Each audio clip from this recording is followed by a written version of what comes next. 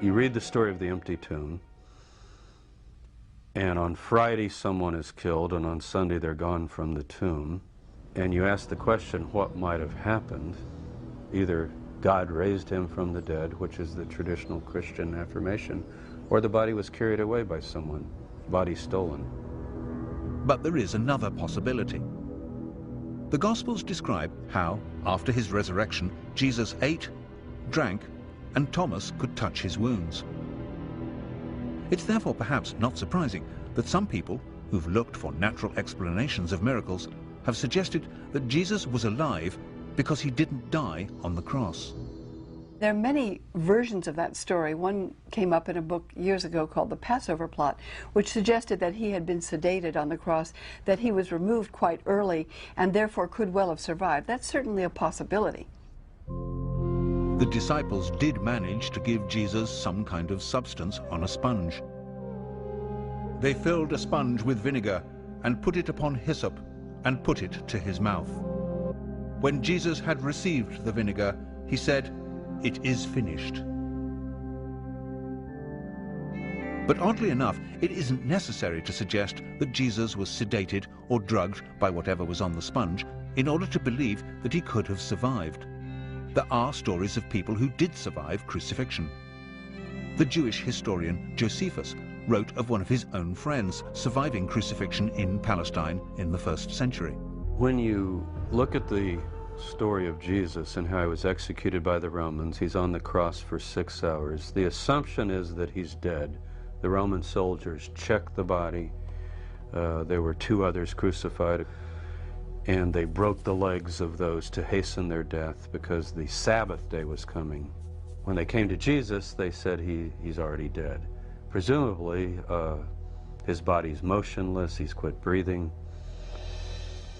They then prepare the body and put him in a tomb, and presumably it's sealed up, and he's dead for all practical purposes. The question, though, is he clinically dead?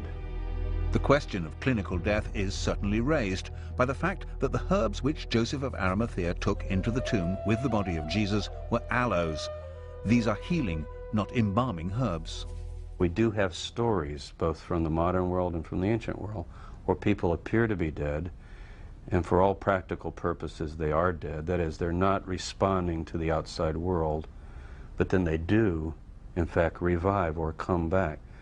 We call it resuscitation, but if you want to press the language, that would be resurrection. At the end of the 19th century, the English writer Samuel Butler, in his book on the resurrection, came up with the theory that if Jesus had collapsed into a shock-induced coma on the cross and then recovered in the tomb, he and his disciples would actually have thought his recovery was a miraculous resurrection. If the faithful knew that Jesus was in fact still alive, surely they would have shared that knowledge. And surely they must have hoped that at some time in the future it would have been safe for Jesus to return. And evidence for that hope should be somewhere in the original text. The disciples were expecting Jesus to return. They were expecting what has become known as the second coming. And this was not necessarily going to be a miraculous return. Jesus definitely went away. Whatever view of resurrection you take, resuscitation or divine miracle, he says, "I'm going away." The disciples say, "Can we come?" He says, "No." And he says, "I'm going to come again." Normally, if someone says they're going away and they're going to come back, and you're sort of looking at your watch or your calendar wondering, okay, he said he went away, he's going to come back, you would take it in that everyday sense.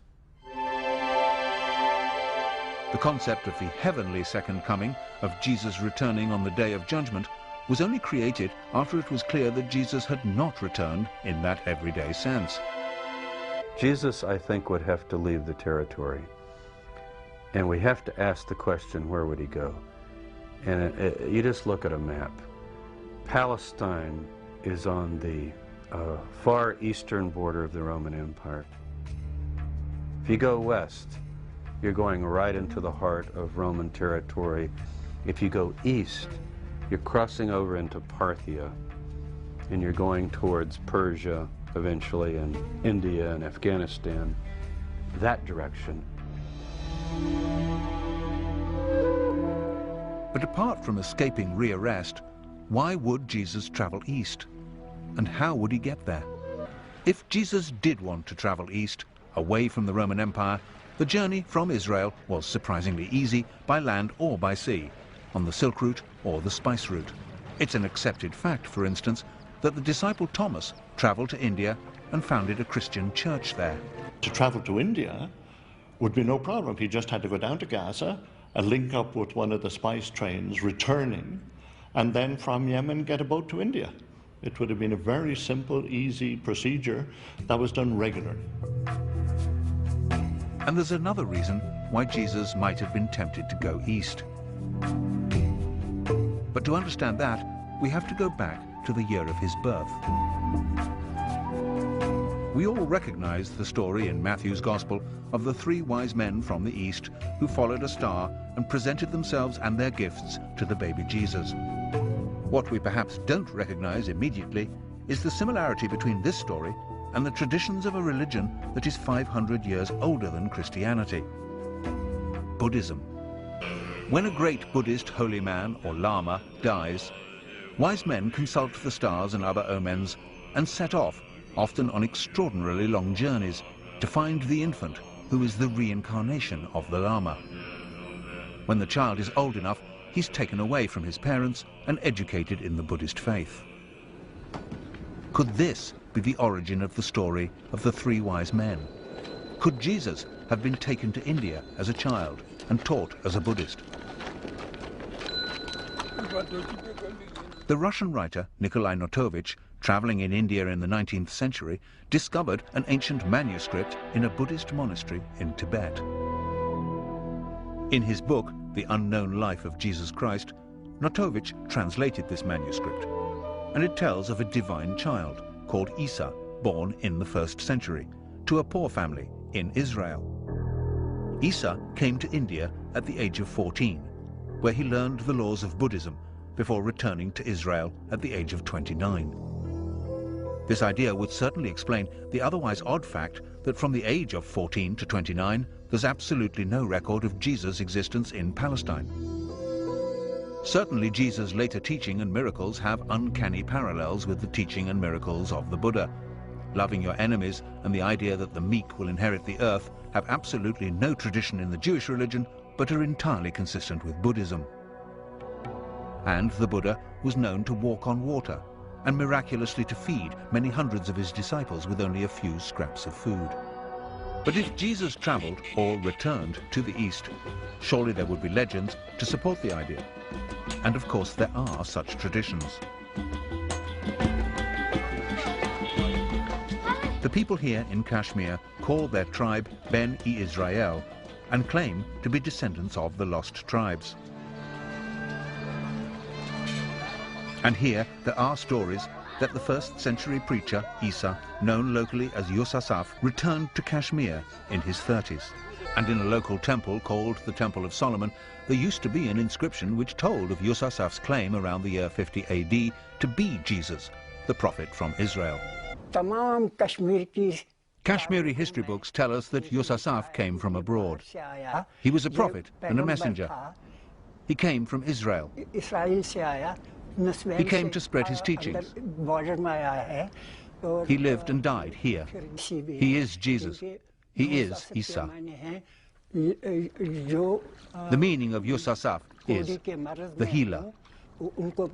Another meaning is the shepherd, one who teaches others. Yusasaf continued to teach and preach in Kashmir until he died around the year 80 AD. He was buried in Srinagar.